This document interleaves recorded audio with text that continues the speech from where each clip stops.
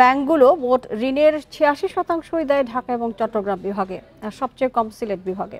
এছাড়া বড় শিল্পী গোষ্ঠীকে ঋণ দেওয়ার প্রবণতা বাড়লেও ক্ষুদ্র শিল্পে কমেছে বলে জানায় গবেষণা সংস্থা বিআইবিএম।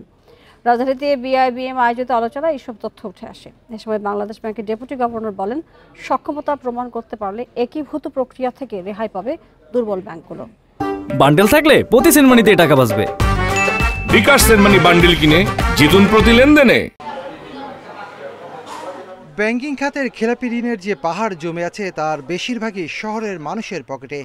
কেন্দ্রীভূত এই ঋণ কার্যক্রম ব্যাংকগুলোর জন্য ঝুঁকি তৈরি করছে বলে মনে করেন বিশ্লেষকরা।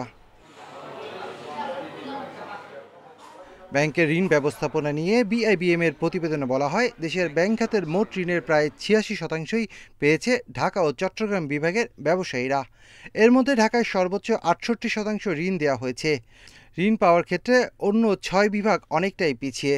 এছাড়া ব্যাংকগুলো ৭২% বেশি ঋণ দেয় তৈরি পোশাক, ঔষধ শিল্পের মতো বড় বড় খাতে। আপনি ছোট লোনগুলো কেন দিচ্ছেন? যাতে এই ছোটটা বড় হলে আজকে ২০,০০০ টাকা নিচ্ছে, কিন্তু ৫ বছর পরে একই লোক ১ কোটি টাকা নেবে। You are creating the market for your own self. So এখানে দেখবেন যে ২০০ মিলিয়নের উপরে লোনের পরিমাণটা বেড়ে গেছে। আপনি আগে ছিল 42.85, এবার 43.81। আর এনপিএল এর অবস্থা তো আমরা জানি যে এনপিএল অনেকটাই বেড়ে গিয়েছে, এটাও গুড গভর্নেন্স এর অভাবেই হয়েছে। তো এখন থেকে গুড গভর্নেন্স আমাদেরকে এনশিওর করতে হবে। পাশাপাশি বড়োয়ার সিলেকশন, গুড গভর্নেন্স মানেই হলো বড়োয়ার সিলেকশন। এ সময় ব্যাংকাররা বলেন, সুশাসনের অভাবে ঋণ খেলাপি বাড়ছে।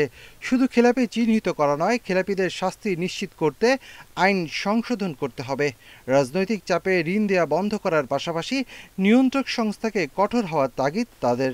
এই একটি ব্যাংকটাকে ইউজ করা হচ্ছে পলিটিক্যাল পারপাজে, তার বিজনেস পারপাজে, তার the muscle of power or whatever you like, এই পারপাজে। এবং স্পেশালি এটা আরো বেশি আকারে ধরা পড়তেছে at the time of recovery.